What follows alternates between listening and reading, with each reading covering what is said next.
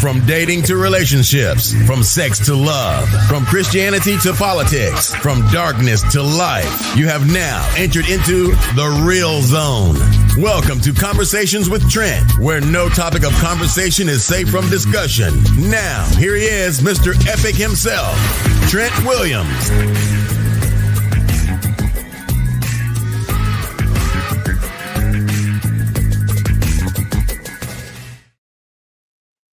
Good morning, good morning, good morning, good morning, and good afternoon to France. Good morning from the States. We've got a special one here this morning. This Thursday morning and this Thursday afternoon. We've got a special one, very special one. We're talking about Catherine's journey, life and lessons, and growth. Catherine's going to be talking about her journey. I'll be interviewing Cathrine. She's in the interview seat this morning, so we'll be talking about healing. We'll be talking about a whole bunch of different stuff. That's right, Catherine's journey. You guys get to know the wonderful nutritionist coach that bring you a wealth of knowledge every single week here on the nutrition edition of the conversation. Let's get Cathrine in. Let's get it started. One sec. Hey. Hey, good morning. Good morning, good morning, good morning. Good morning to you. Good morning. Good afternoon to me. Exactly. Good afternoon to you. How Yeah. you doing today? I'm a bit stressed out. Okay. Why are you stressed? Because I never talked about this in the outside my circles, and Okay. I don't know what you have in store for me. So Ladies and gentlemen, Cathrine asked me. Well, actually, she told me. She didn't ask me. She was like, "I'm gonna have you do questions yourself. I don't want anything is nothing's off the table." So hey, she left me unsupervised. Let's just say that. She left me completely unsupervised. So this is gonna be cool, man. We'll talk about a little bit of self-discovery, identity, and all that good stuff, and we'll get to it. How was your week? Perfect. Beautiful. It was a good week. And I'm sorry, stuff. I didn't say good afternoon to those who are joining from this hemisphere. So good afternoon to France and Africa. And That's good evening, or maybe good night to Australians. That's cool. And for the people who don't know where your hemisphere is, that's in the northern hemisphere? The north hemisphere, yeah. I'm in France. I'm in Europe. She's in Europe. She's definitely in Europe. Yeah. Definitely in Europe. And I am in the States. So no, I'm not in Europe. Yeah. I'm in the States. So cool. And for me, it's 12 o'clock. And go ahead. Me, I'm 12. And you're it's 7 or 6 o'clock at your place? No, it's actually 5 o'clock. 5 o'clock. It's called commitment and dedication. Yes. Commitment and dedication. No wonder you look like you're just waking up. That was like, man, you look Absolutely.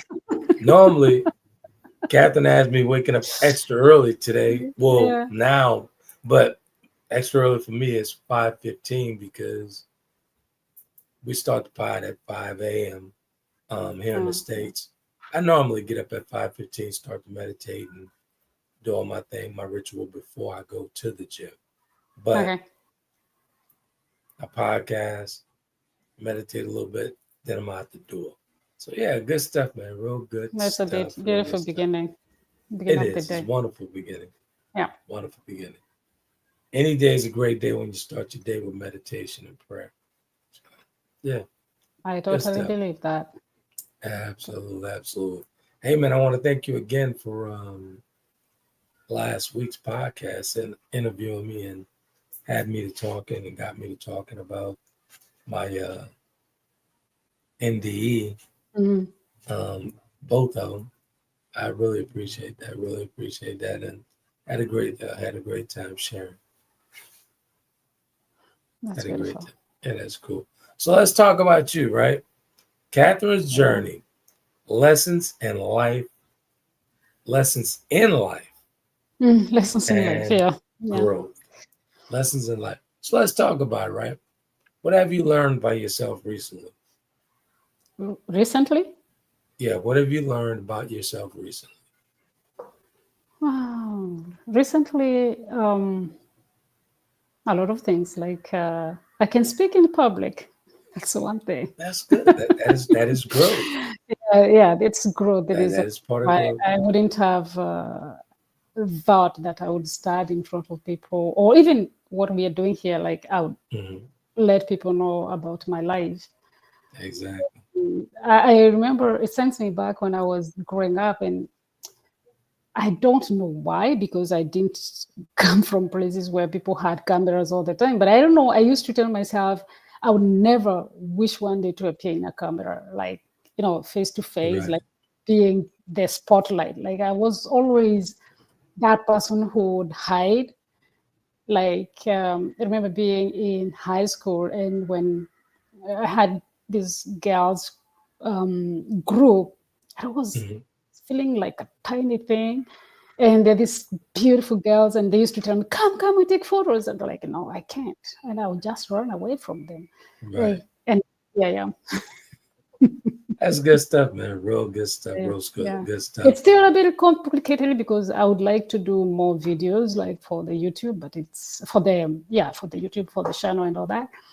But from what I have carried with me along my way, it's still something that I have to work on. But It's gonna like to get used to the microphone and the camera because I've been doing this for over 20 years.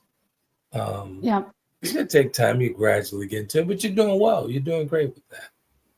I You're believe doing, so. And yeah, then there is no you're doing great. competition. I can compete with anyone. Right. There's no need. There's no competition. The only Yeah, competition is yourself. So, yeah, for good sure, for stuff. sure.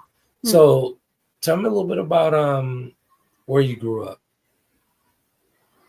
Where I grew up or Yeah, how I grew up. both. Okay.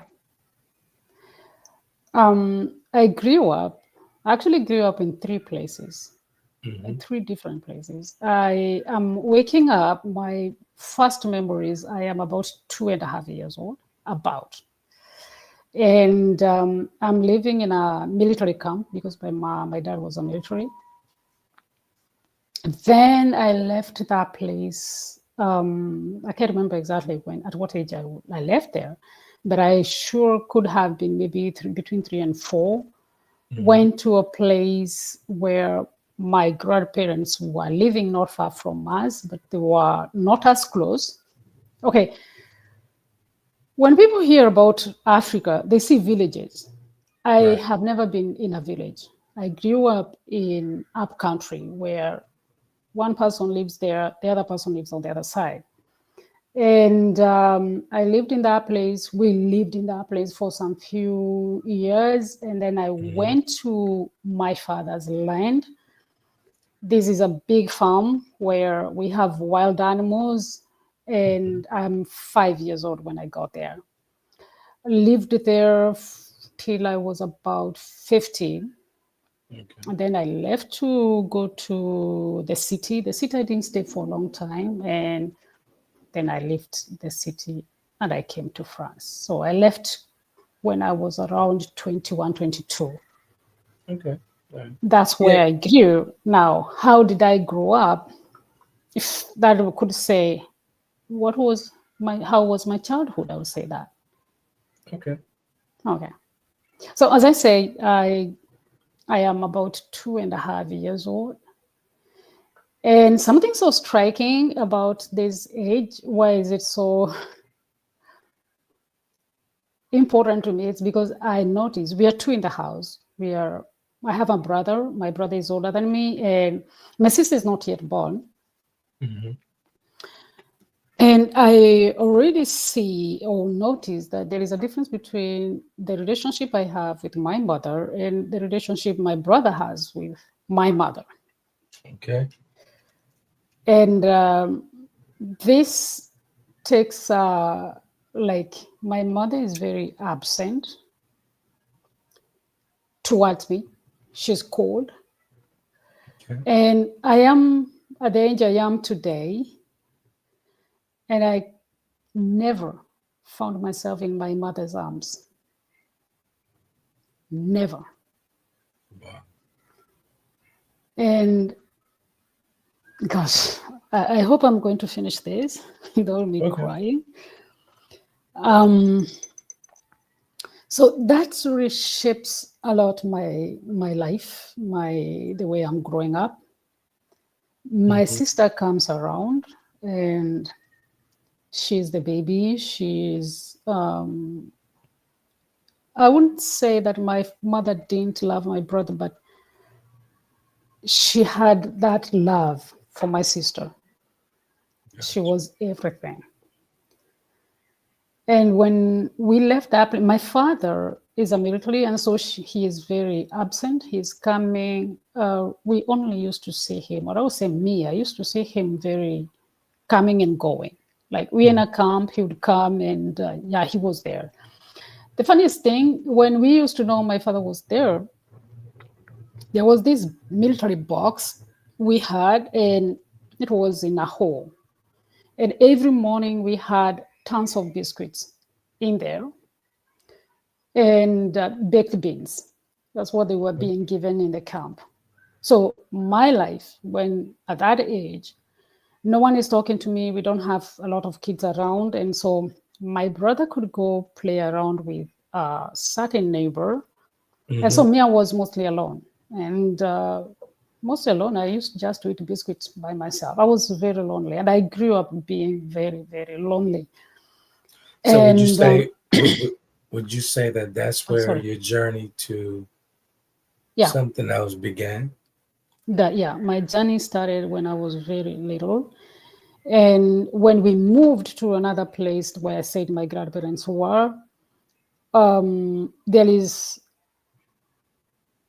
that feeling like you're seeing other members of the family coming in, but there is still that difference between them and me. Now, when I was young in the camp, I'm not seeing any punishments. Now, the punishment comes when I go to this place where my grandmothers are. I have my grandmother from my father's side, and my mother's side, they live not far. So I used to get milk from my grandmother's side, milk in the evening, because as we are just like in a small city, like it's not that developed. Right. And every time I would go there, I would go to Let's kind of pivot for a second here. Yeah. Now, you said when we opened up, you said that you grew up in the way you grew up. A lot of folks, especially here in the States, when they think of Africa, they think of jungles, they think of villages and whatnot. Describe that a little bit. Describe that. Describe your scenery and what happened.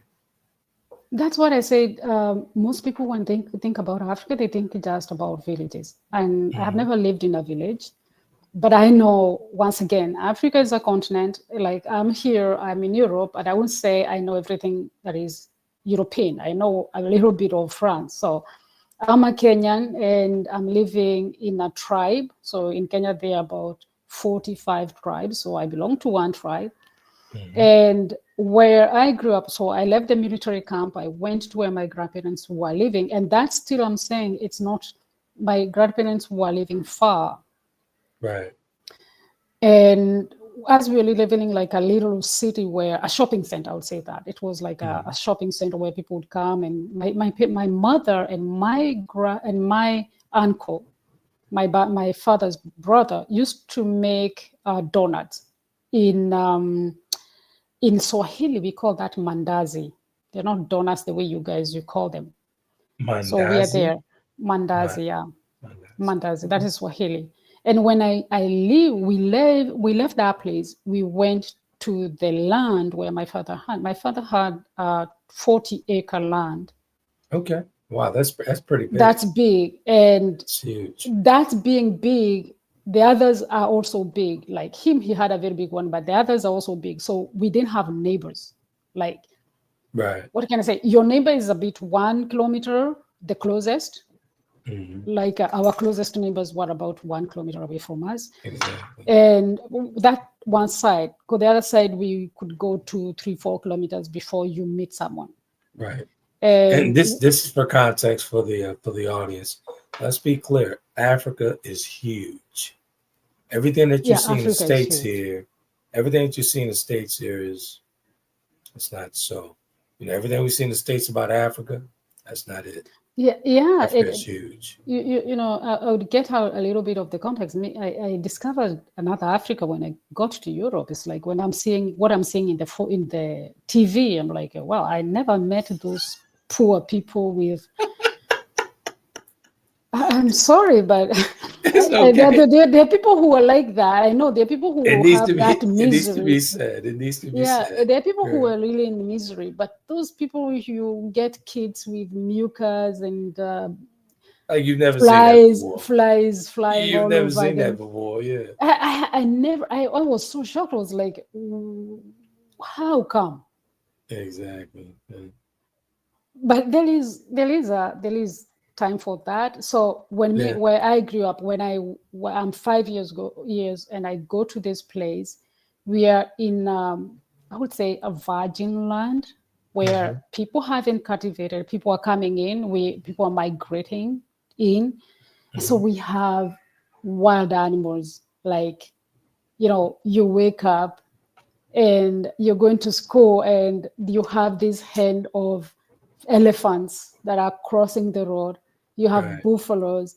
We had in the farm where we were, the elephants would come to eat pumpkins and maize, the corn. And so we had to spend the night beating stuff so that we make a lot of noise for them so that they can move away. Right. So that is a bit. But they weren't violent, were they? They weren't violent. You get to approach them, they're going to be violent. Don't forget, they come in hand. It's not just one, it's ahead of them. So the big ones, the male will come forward, but because we are many people, like that's when you see the neighborhood, like people will say, like, they would come to our land because as we were next to the forest, and so they're not going to go away. So people would come around and help us to make as much noise and fire so that they can move. Otherwise, I remember there was a time they ate almost everything. Wow. Almost everything. And the problematic with the elephants is when they stomp, they move. It's like they sink the earth. Yeah. So when you cultivate, when you're mowing, the food can't grow. It's like a tractor moved on and so it was like a herd of them. Yeah. Wow. And now it's not one elephant, it's not one night, it's just they're coming all the time. So they're coming for the food. They come in the feast. Yeah, they were coming for the food. Yeah.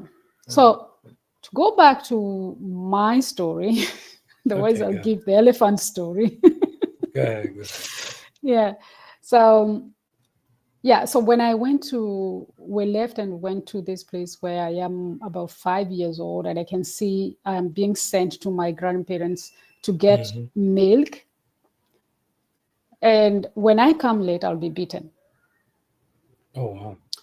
And the problem, what I found, I don't know whether a lot of African people have lived with this, is the contradiction. When I go to my grandparents, I can't tell them that I have to hurry up.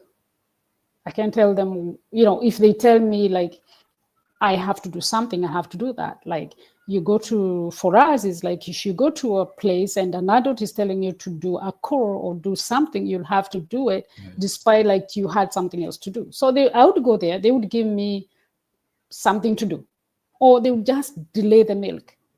But I mean, I'm not going to tell me, hey, I need to go home. You don't quicken, you don't go far telling people you have business to do. And what was problematic is I'm being beaten by my mother, and I'm coming from her mother's house. Wow. And they could not, I don't know why. I realized my mother really hated me. A hatred. It's not just that passive, like, what can I say? It's not being distant. There is a parent being cold and distant. My mother had a hate over me. I don't know. So it was abusive. You're in an abusive household. Yeah. So was she abusive to your other siblings or just you? No, and that's why it becomes a problematic. Now, where he at this place in this shopping center, we are just living a little room. We go to the land. I'm 5 years old. The land is big, and the place is big as well. And now my mother is alone with 3 kids. She's new, and I've never wanted to understand anything. Now that I am an adult, I try to put words. Maybe she was stressed out, but I remember my sister saying she went through depression. But when you go through depression, you don't choose who to beat. Right. So when I went from the age of 5 to my 14 years, I really lived a hell with my mother. Really being unpredictable punishments. My sister would do anything and I would be punished for it. If my brother or my sister did something and they needed to be punished, well, she not needed, but she had to punish them. She had to find a reason why she should punish me too. Like I would never not be punished and my brother and sister being punished. Wow. And So go on. So is there any type of relationship with your mother now? She passed away 2 years ago, but we never had a relationship. To be honest with you, I am around 7 years old, and I had to kill her. Like in myself, I had to say she doesn't exist for me. Was either I was going to suicide myself, or for me to survive, I had to create in a way that she's there, but whatever harm she does to me, I don't feel it. But I remember there is this time when I am questioning why she's this to me. Like, why does it has to happen this way? And I hear the voice. Remember, she's a human being first before being your mother. That voice, I don't know where it came from. I've never had it before. I've never had it after. But from that moment, my mother ceased being my mother. She became a human being to me. So whatever she was doing became like she would beat me and I'm there. And I will not cry. I'm not sure that she is hurting me. So how long did the abuse last? As Like what I age? said, like I am from 5 to about 14 years. Okay. Yeah. Have you forgiven her? Forgiving is a big word for me. I overgrew it. I would say I'm done with it. She died, and beside me growing up, I had a lot of nightmares. It's when my daughter was born that I realized that there is something I had to shed off. She's 12 now, but Right. before that, my mother was constantly in my mind. I had a lot of nightmares, but I got to a point where I had to let it go. So the answer is that you haven't forgiven her. I forgive myself for going through that, for buying whatever she bought, the way she was. But I don't believe there is forgiveness if someone didn't ask for. Even if someone doesn't, my mother never recognized that she did something wrong. But actually, Yeah, sometimes she but was even praising herself about it. For I me, get it. it's, yeah. Get For it, me, but this is the first time I'm going to disagree with you on anything. When we forgive those that have harmed us or inflicted pain on us, it's truly for us.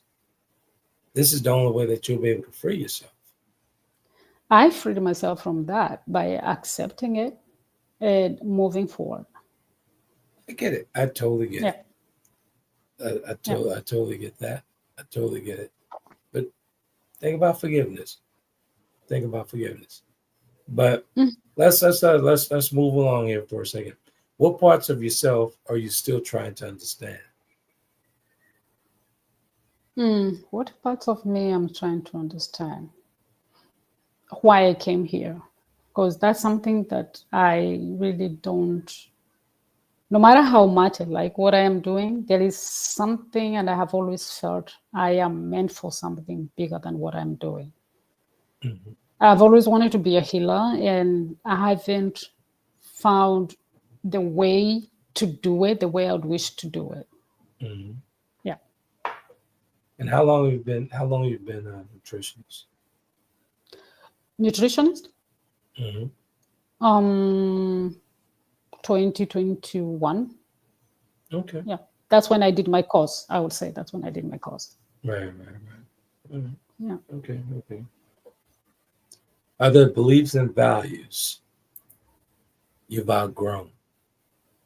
The beliefs and values that I have outgrown.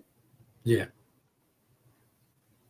Believing that I owe life to anyone.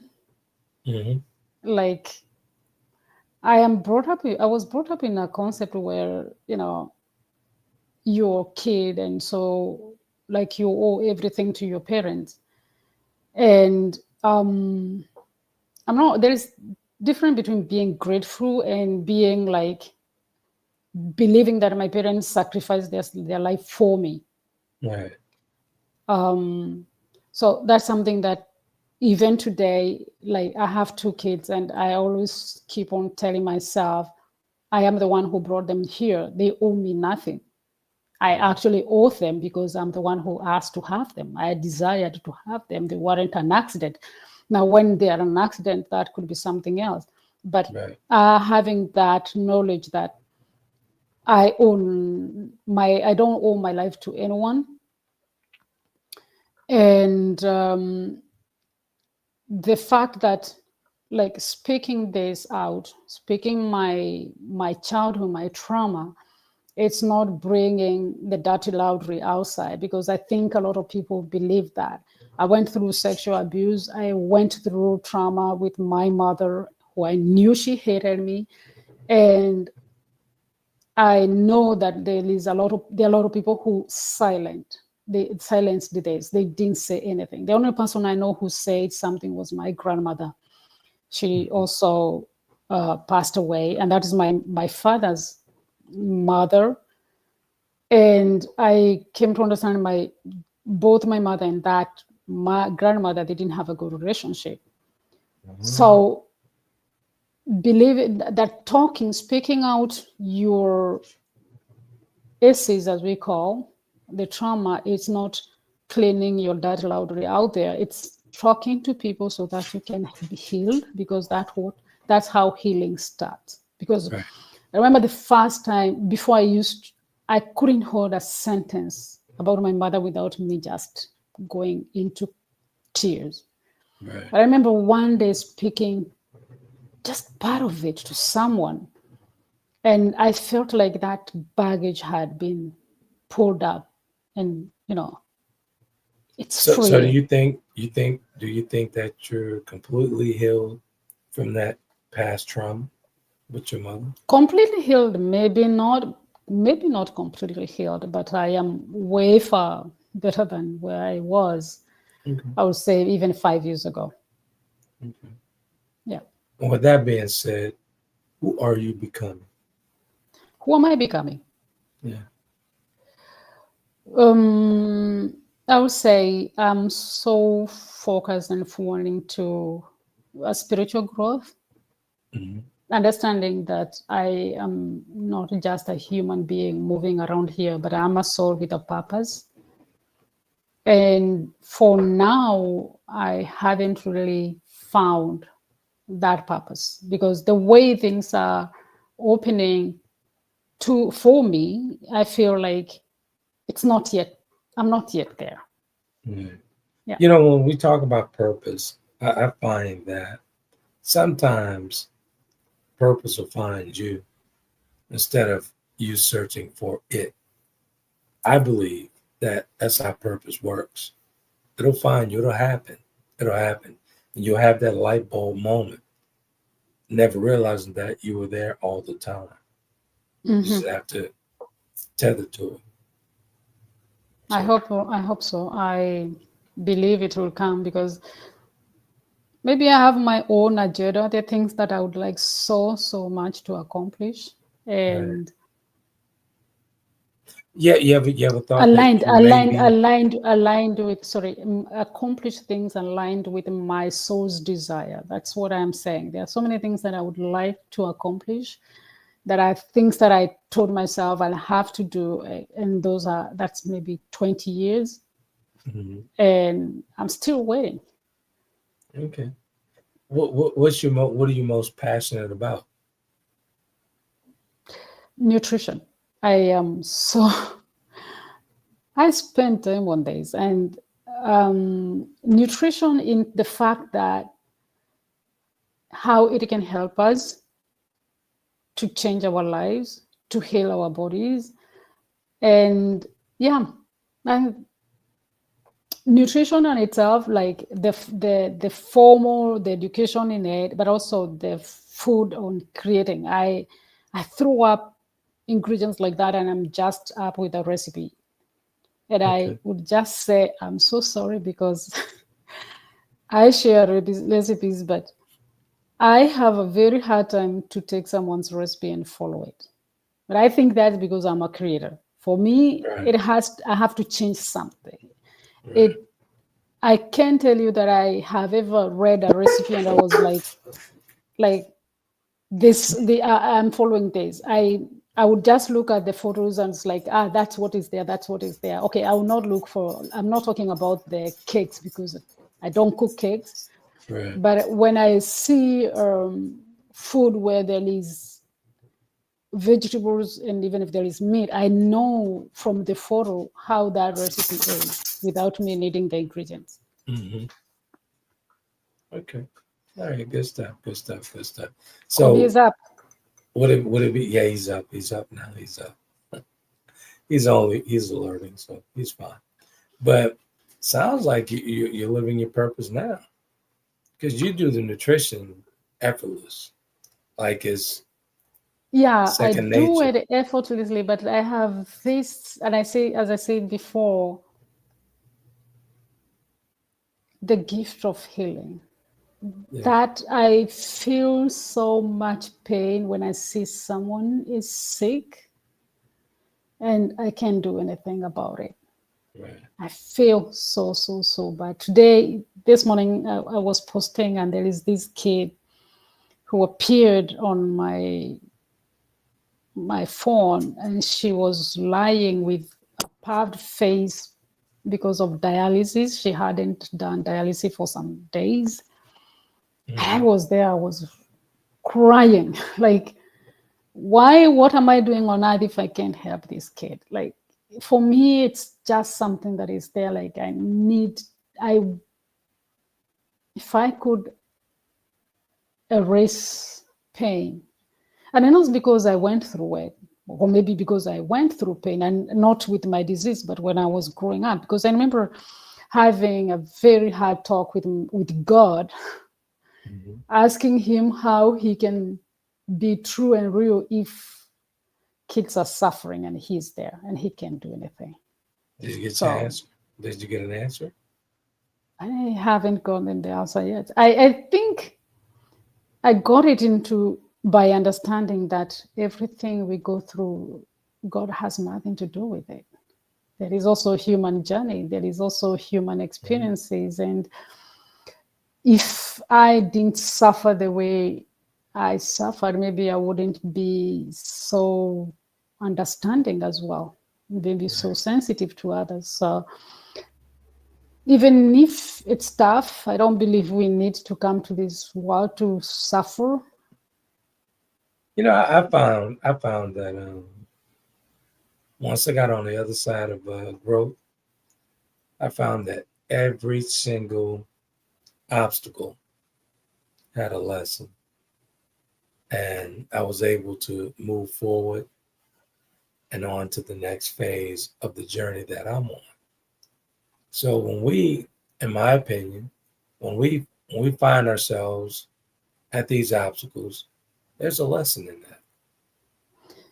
Even with Sorry. your pain, dealing with your mother, your past pain and all that stuff, there's a lesson in that because you survived that.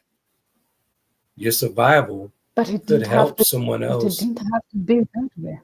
Yeah, It but didn't have to be. it happened. So what are you going to my thing is, what are you going to do about it? It happened. So That's so. what are you That's going so to do? funny. Like, what are you going to do about it? It happened. And I get in trouble a lot for straight talk, no chase, or motivation. But Yeah. honestly, that's what a ton of us need. Okay, so it happened. So what are you going to do about it? Are you going to I sit? Are you going to totally. I sit and totally. wallow? You know what I'm saying? Think about that, though. Yeah. When something happens, the first thing we want to do is crawl up into a fetal position, right? Yeah. Yeah. Yeah. But that's not growth. That's not gonna get you anywhere. But that's So what are you gonna because do you. about But because that's because you have gone. You have. You're no longer in the human setup because it? Thank you I for understand acknowledging when you that. when well, Thank you for acknowledging I am and I'm understanding exactly what you're saying because I got there where it happened that. and I lived my trauma every day. I lived with my mother in my mind every day, Yeah. even when I Right. was an adult. And to come to a point to understand like she's enjoying her life somewhere else and me, I'm Right. here suffering. How is it helping me? And so working with the trauma is also that thing to understand that it happened. It doesn't have to, Right. I don't have to bring the trauma into I mean, to bring the past into my present because after all, I'm not living the present, I'm living the past.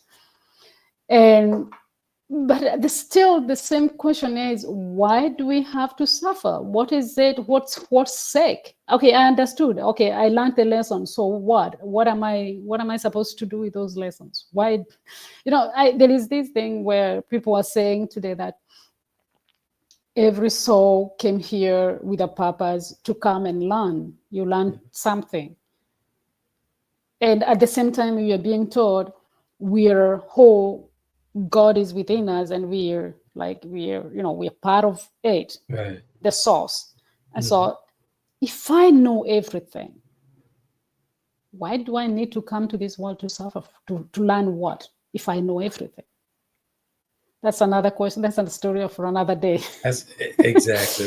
Let's Yes, talk let's about do it. let's hover over purpose. Your purpose, Yeah, right? Think about this for a second. yeah. When I think of purpose and whatnot, I think that we're here to assist one another, right? Mm. I truly believe that.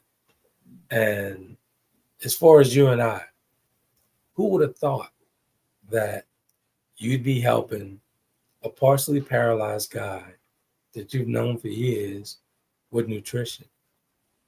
Because these podcasts, honestly, for me,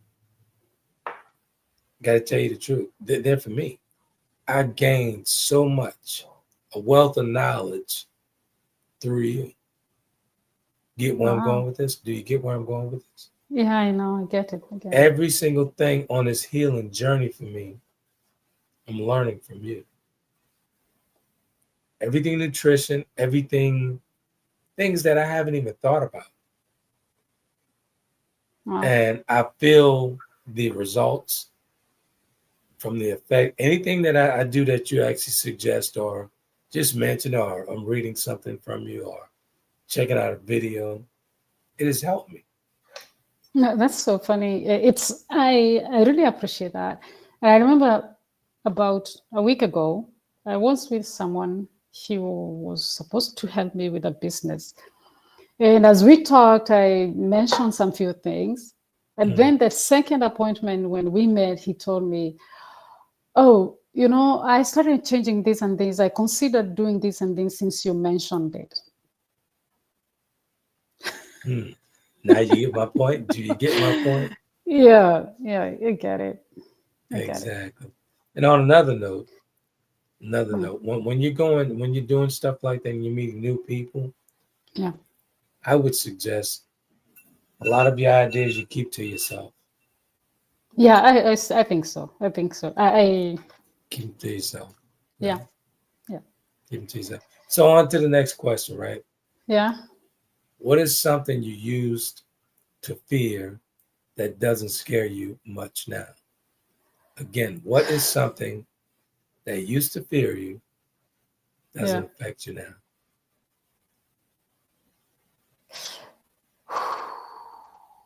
I have two things that I feared in my life, and I haven't dealt with them completely. One is snake, and the other one is dog.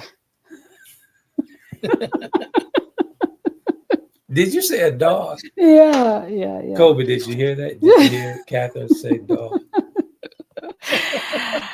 um, let me explain. When I was young, now we are living in that farm. I will start with the snakes. We get into this land, and I'm an African kid. We are going to the farm. We are mowing the land, or sometimes I'm the one, I was the shepherd in the house. So I'm the one who's taking the livestock outside in the pasture. And I can tell you, Trent, there wasn't a single day that I couldn't meet a snake. I They think weren't, we they were, talked about that a little bit. and they weren't small, they weren't huge ones, but I was seeing snakes every day. Wow. Now, why is that a problem? It's not a problem if you're not Christian. I am going to church and all I'm knowing Christians, devil is in a spirit of a snake. Well, I tell you, that Yeah, Christian and thing is so something else. the Christian thing, yeah. So I am here, I'm seeing snakes every day. So to me, I'm seeing devil every day. And I'm relating that with the relationship I'm having with my mother. And I'm like, I'm being punished for something. And so snake became a huge thing to me. And I can tell you the relief. And I got to France and I heard there were no snakes. You know Right. what surprised me this summer? This summer I saw a snake and I freaked out. I was like, Wow. here? How come? Now, what changed is I no longer consider snake as an evil thing because I don't Right. think that, for me, I don't believe there is anything evil. The things Right. happen, circumstances happen, things happen. And I now consider that's another animal that is there and it has its right to That's it. live and Yeah. has nothing to do with me. When I came to France, and even just before my daughter was born, I used to have nightmares with snakes, and so much intense that it wasn't a nightmare. There was a time where I am in the phase of sleeping and not sleeping. I'm in bed and I can see the snake really crawling up in my bed. And I would try to scream, but I can't bring the scream out. Right. And I remember one day being there because there was time I had to look under the bed every night when I was sleeping. Like it was that real in my brain that the snakes, and sometimes I Wow. was living in the third floor and I would say it can come through the toilets. And I'm in France. I already know that there are no snakes. Yeah. And so this presence of snakes really scaring me. One day I was there and I know I'm not sleeping and I know I'm not quite awake and it's there. And I just say, this is in your mind, wake up and leave me. And I woke up and from that day, I never felt those things again.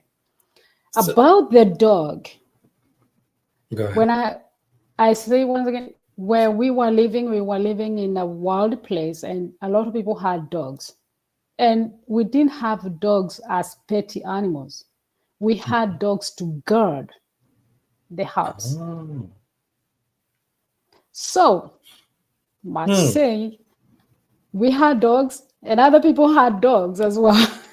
Right. To guard the dog, to guard you from what? we Like have intruders or we, just we have wild animals? wild animals. So we have the dogs. They can bark so that you take care of your livestock, because you can have the lions coming to eat or just the elephants passing around. And we had this thing where people never used to tie their dogs or to keep them, to cage them.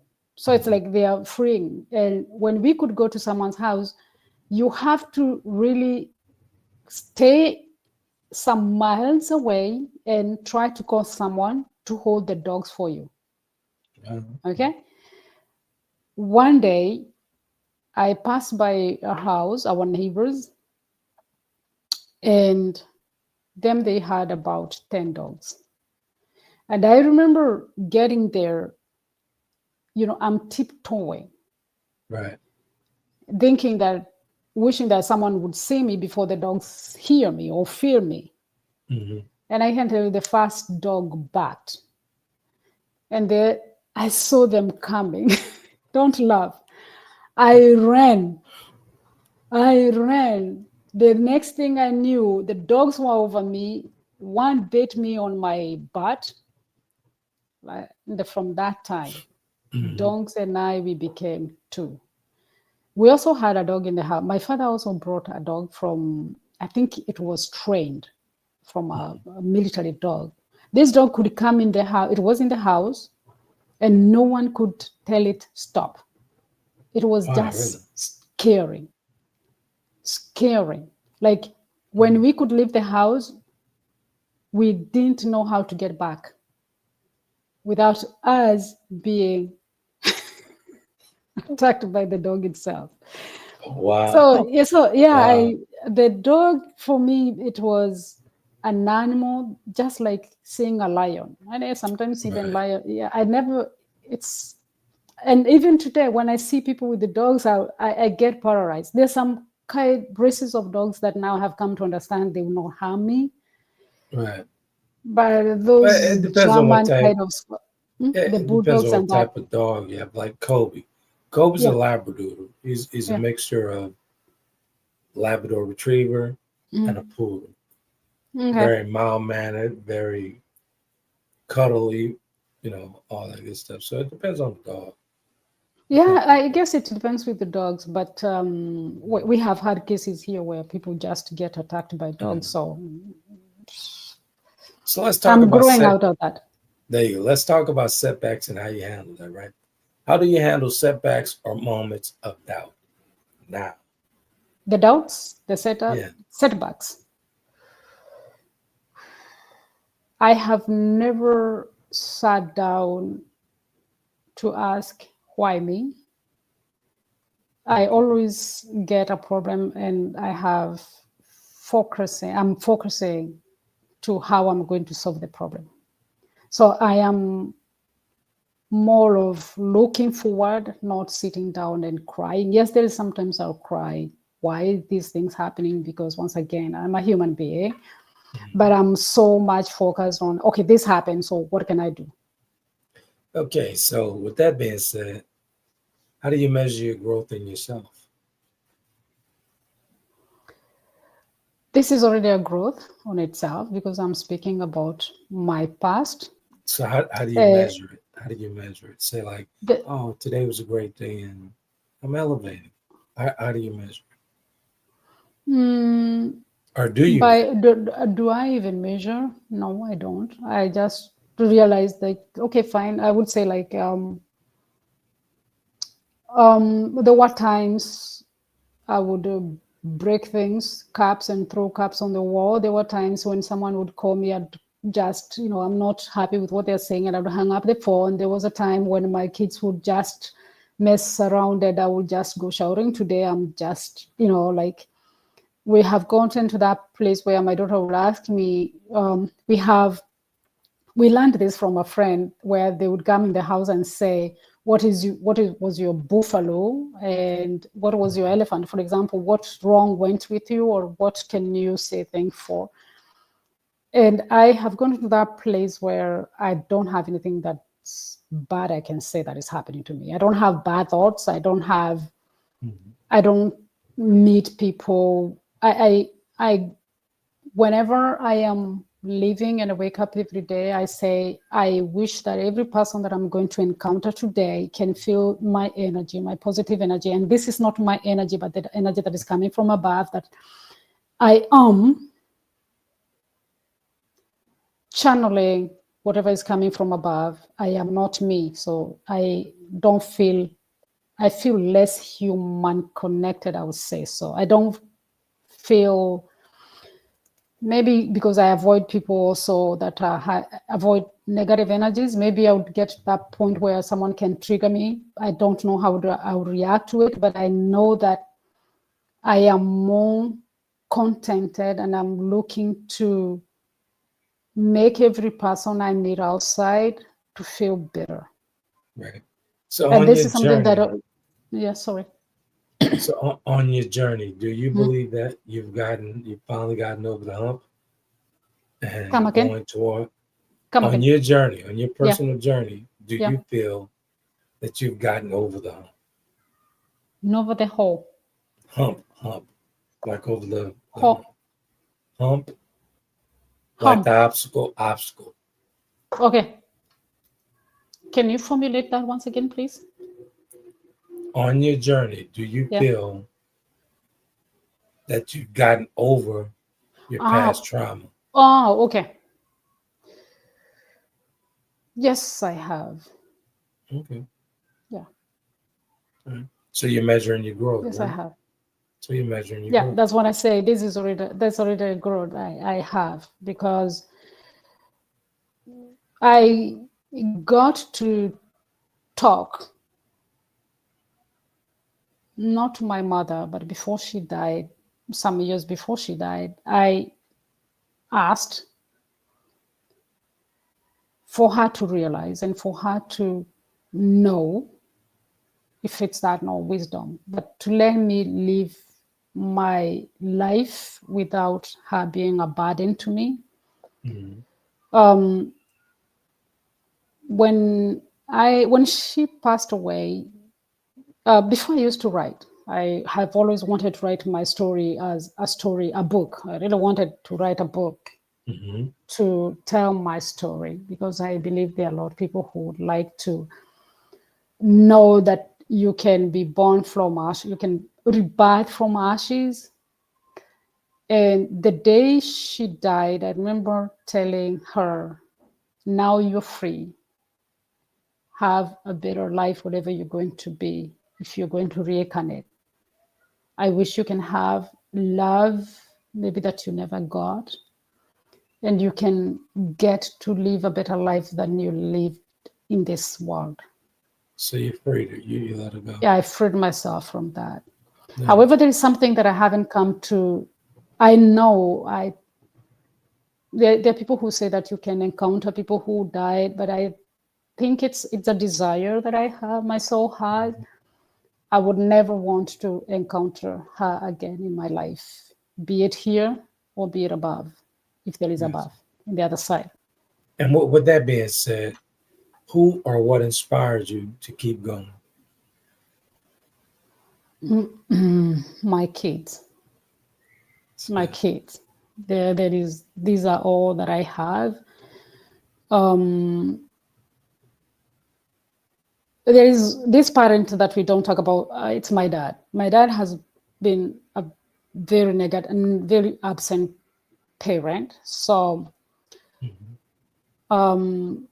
I would say I brought myself up being a lonely traveler in a family. So we were there, but I was alone. And so I grew up myself. And when I'm suffering and I can't speak to anyone, not even my uncles or my aunties. So I am a lonely traveler. And the only place where I found solace is with my kids.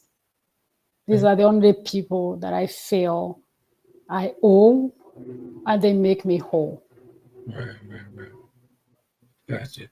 So another question would be, we're talking about healing and letting go now. This is where we'll close it off at.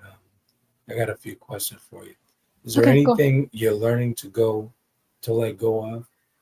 Are you still learning to let go of some things? Yeah.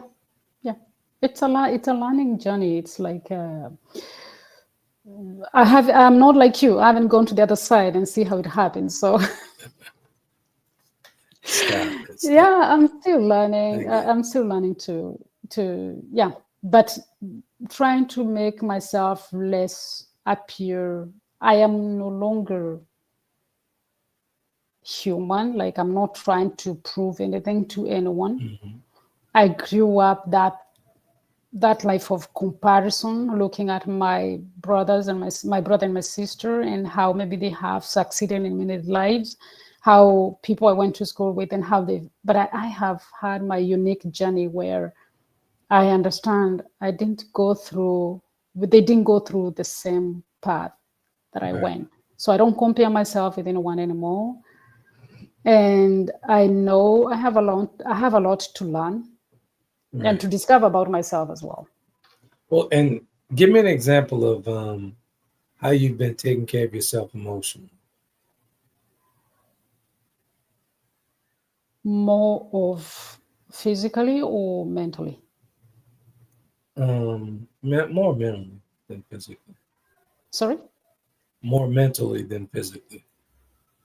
To help myself, mostly I did a lot of podcast. I when I started to heal my Hmm. trauma. um do you know Dr. Wayne? No. He's the person that I listen to most. He's called Dio Wayne. Can't remember now his name properly. And I really consumed him. I would go out and I'd walk for hours, and I'm just having that podcast. His voice is so soothing. And what he is talking about is also the journey where you differentiate yourself from Right. what has happened to you and yourself. And so, for what I have helped me most is working into having that mind that is not negative. I was very suicidal. I remember there was a certain time in my life I didn't have tomorrow, because tomorrow never existed to me, because I had to die, because I would program next week, 10 days from now, I'm going to suicide myself. Right. And How did you get over that hump? Like, and how did you every get time, from yeah, like not wanting to harm yourself? I didn't want to harm myself. I just wanted it to stop. I You don't didn't think tell you, that? there was a time my mother not sat down one day. She beat me up. Trent, she beat me out. Like I was swollen everywhere. In the evening, we are there. We had two people who are not in the family. That's my father's brother, and another a man who was hired to help around with the animals and Mhm. with the farm. My sister, brother, and I and my mother were in this house. I don't know if anyone can put an African setting kitchen. We are there. We had just had supper. I had been beaten the whole after the in the afternoon, and I had my name being called, and I'm there being told to come forward, and I'm shown things that I'm supposed to suicide myself. I'm supposed to kill myself. And everyone is seated there looking at me. And my mother is saying, the only thing I want to see is your body tomorrow morning. I don't know how she had hung a rope on the roof. I was supposed to tie myself up there. Wait, She wait a minute. had, Wait. She that's she true. said this. She's saying this, and we're seated there, and no one is moving. No one is saying anything. And I'm Your alone. mother had mental issues. Yeah, I get it. It's okay. I get it. I get it. And So let's let me just say, finding purpose to live and go beyond that. It was work. okay. Yeah. And with that said, what moment or decision? Don't cut it short for me. I'm okay. You sure you're okay? Yeah, I'm okay. It's part of life. Yeah. So, what moment or decision changed everything for you to where you are now? What moment, what decision changed everything for you?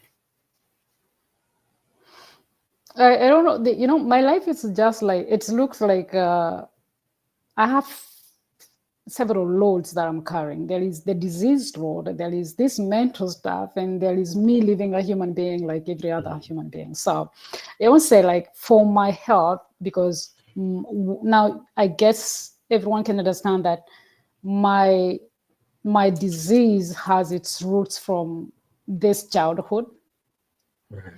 And I started having my pain when I was 16 years old. That's when I started having joint pain and I had eczema. Then it went away. I came to France. It came up because of the weather and everything. Then it went away. Then my son is 3 years old, and just like that, my body couldn't take anything. I had to go to the hospital. I was admitted in the hospital for almost a week.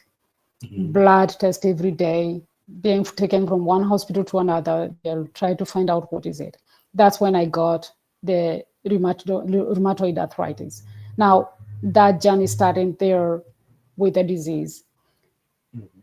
What has made me become who I am is understanding that with the disease, it still may be there, but it doesn't affect my life the way it was affecting me.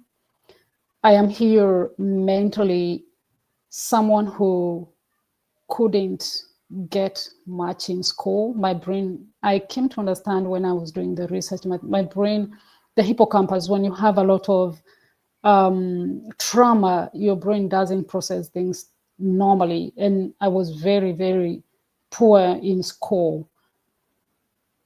And here I am, and I do work with scientific papers. So there's no one pinpointing, apart from my disease where I had a lot of medications and nothing is working. And when my doctor, because I was doing blood tests all the time, started talking about the liver, it was like, yeah, we have to start taking, like, in the blood, transminerals, we have to start checking on the liver. And from that point, I understood that the medicine has gone to a point where it's damaging my liver. Right. That's when I would sit down and I would like to take the medicine. I'm so much in pain, and something telling me, don't take it. And so I quitted medication cold turkey. I wouldn't tell anyone to do that, but for me, I stopped it like that. I just stopped taking the medicine without anything that was going to help me. I didn't know what to do but to feel the pain. And funny enough, my daughter's dad had been diagnosed with cancer. And she's so young, and I'm there wondering if there is anything I can do to help her. I didn't know anything about nutrition, but I don't know why. I was just like, is there anything? Well, how does someone live with cancer? And I fell in this side where the truth about cancer. Right. And I dived in, and I could watch and I could consume things. I think then there was the internet, and I could watch the YouTube stuff. And I had discovered that people could use nutrition to overcome cancer, or maybe to alleviate, or something like that. Like, you didn't have to go the medication way. For me, it was an aha moment. I was like, if you can cure cancer, there's nothing else in the world you can cure. For me, cancer was the worst thing you could get. And it's from that point where I start saying I can do something for myself. And I started now changing the diet, looking at how can I eat differently. And what really also helped me when I understood that having an autoimmune disease with all the medication I was taking, I was at a high risk of having a heart disease or dying of cancer, the one that I was also scared of. So that really motivated me to just look life differently and look for what can work for me. Right. So your immune disease springboarded you into nutrition. That's good. Yeah. That inspired you. Okay. Yeah. Last question. What do you hope to find or feel at the end of your journey? That I have helped people. I believe I'm here to serve. I don't have personal accomplishments that I want to achieve in this life. I feel I want to help a lot of people. It's not just about women. I feel so bad. Like now, I want to help kids. I have always said before I died, I keep on asking this because I would like to create a home for kids, homeless kids. Yeah, I feel I have so much that I want to do, but what I want to do has nothing to do with personal fulfillment. It's something that I want to give to others. Right. So, what kind of life are you building now? What kind of life I am? What kind of life are you building now? The life that if I can help women realize that they have their health in their hands, that it's not because you're told you have incurable disease that you have to buy into it. Mm-hmm. You might have an incurable disease because maybe it's genetic. There's nothing you can do about that. Right. But there's so much that we can do about our health, and that's what I really want to communicate to people, and especially women. I also want that every woman to know that it's not right to go through some adversities, and so it's better to speak out. It's good to have self-love, to love. Absolutely. Loving myself was one of the beautiful things that could happen to me, because as I grew up, I was looking for love from everyone. Every woman I used to meet, I used to say, I wish she was my mother. Right. My mother was alive, but she wasn't my mother, because for what she was doing to me, she wasn't my mother. A woman wouldn't do that. A mother wouldn't do that. And for me, I grew up looking into my auntie's eyes and I say, I wish she was my mother. I am going out and see a nice woman or a woman, I would say, I wish she was I used to look for my mother everywhere. And then I grew up and I have this kind of, I don't like women as much because of the way my mother did to me. And I feel like men are the best people who can give me love, but men give love with something else. Yeah. They profit. And so loving myself has been the most wonderful thing. And I would say if every person who has gone difficulties in life can come back home and find love within. Good. And that's what we'll end this Catherine's journey as far as the interview goes. It's quite interesting and emotional at the same time, but you did great. On your journey to healing. I believe that the journey never stops. It only continues. I believe so. I believe so, but I don't want to suffer. I've called the heavens and said, if this, I don't want to suffer anymore. If I have had my piece of pain. You know, when we talk about suffering, I believe that, on our journeys, it's all about, the obstacle of getting over ourselves. We're the obstacle. You get what I'm saying? Mm. We're the obstacle. So it's all about getting over the hump of yourself to continue on the journey and get to where you need to be. Once I mastered myself, Yeah. everything came to me. I became a magnet. Beautiful. Beautiful. But you have to master yourself, and I think you're doing a How great do you job how do you master yourself? by centering yourself and calming that little person in your mind that's telling you all these things that to drive you away from peace. So once you quiet that little monster in your head, Yeah. everything takes place. And that little monster is yourself. You know what I'm saying? Once Get I it. quiet that monster in my head, Yeah. I was able to conquer everything I need to conquer. I think it's something that I've seen because I can relate with what you're saying because as I said, my brain used to be wild. Like Right. Yeah. I And once used we, to be that takes a skill, man, to quiet that yeah, mind. yeah, too It quiet. takes a Yeah. skill. Yeah. Once you quiet that mind, man, everything is good. Everything. Mm, yeah, So that's what I meant when I said getting over the hump of yourself. yeah. Get it. You know. So, but I think you're doing a great job, man. I think you're doing a great job. I think that your purpose is now. You just have to open your eyes because you're very knowledgeable on this nutrition. I'm here. I'm only pushing buttons. I'm I'm not Thank feeding. I'm you. not giving information to people. I have no I have no idea what you be talking about most of the time.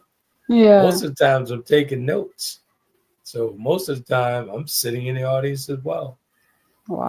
I just happen to be on camera with Okay. Get it. you. Yeah. Get it. Get it.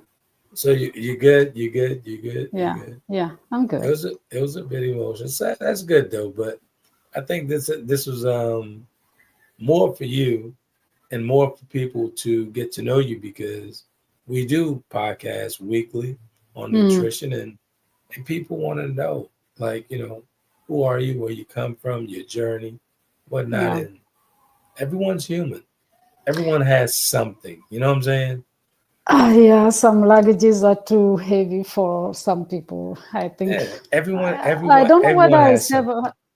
Everyone has something. I wish we didn't have to, but Yeah. yeah, And maybe that's that. honestly that's what makes me so transparent. Yeah, Like, a lot of folks always ask me, like, man, you had a lot of nerve, turning that camera on and knowing what your condition is. I'm like, man, everybody have something. yeah. Everyone has someone. Yeah, You know what I'm something to saying? say. Yeah, Yeah. I totally agree with that. Someone. Yeah, I used to everybody has compare something, myself a man. lot. I used to compare myself a lot, and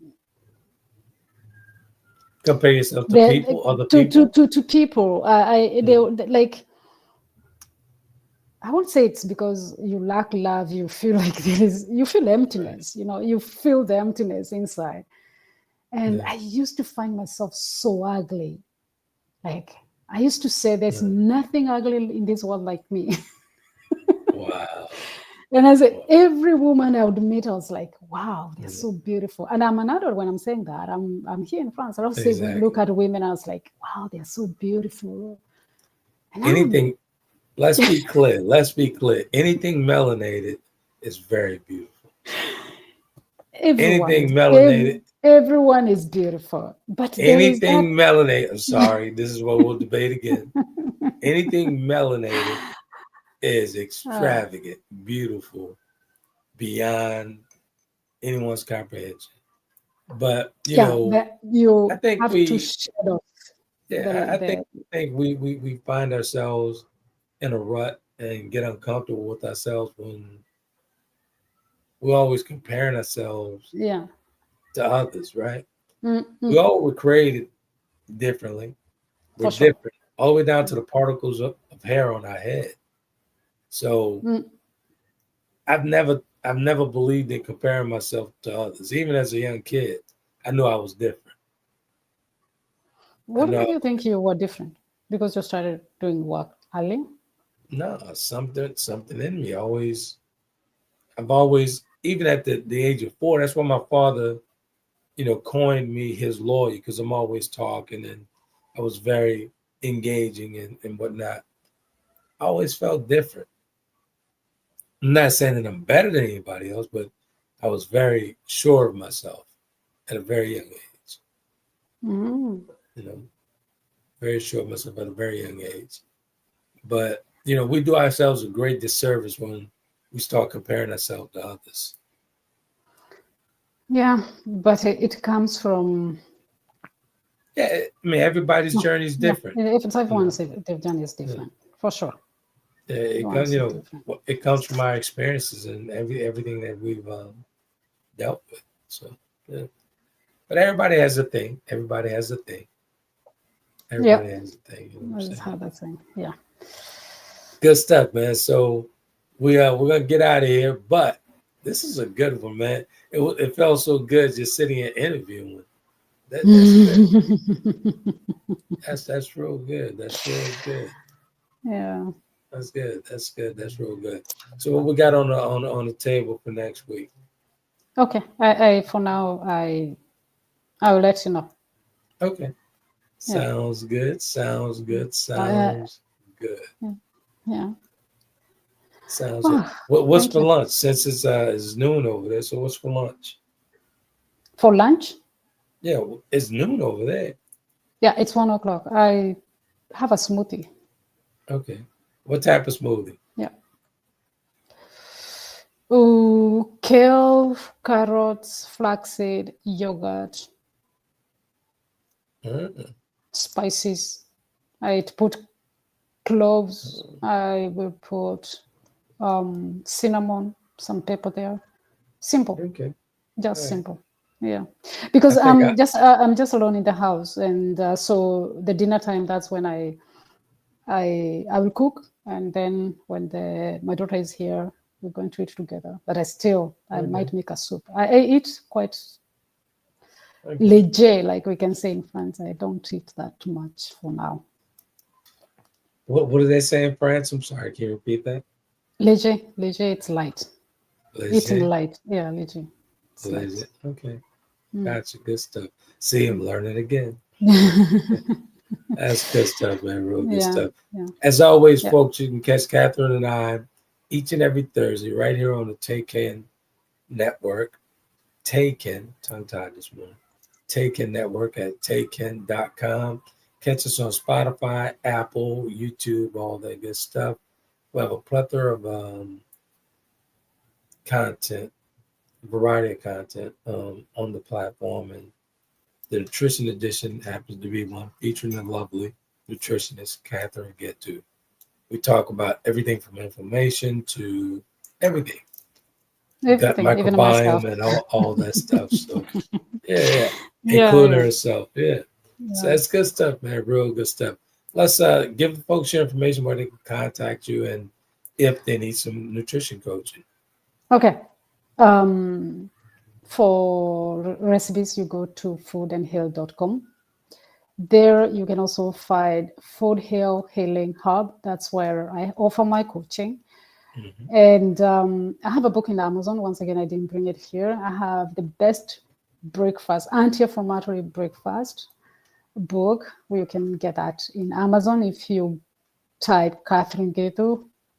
Then you can find us. You can find me in YouTube, Facebook, and Instagram as well.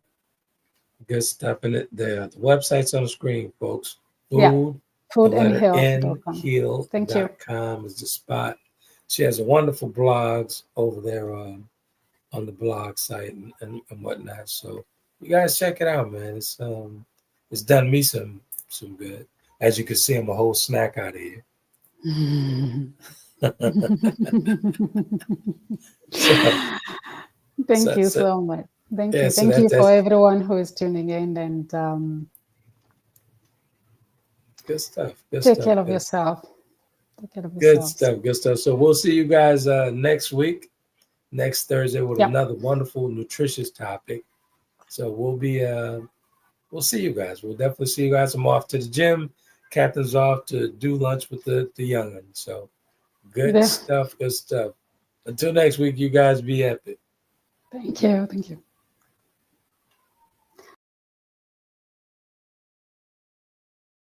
Conversations with Trent in conjunction with Taylor Kennedy Media and your radio network would like to thank you for calling in and listening to tonight's episode.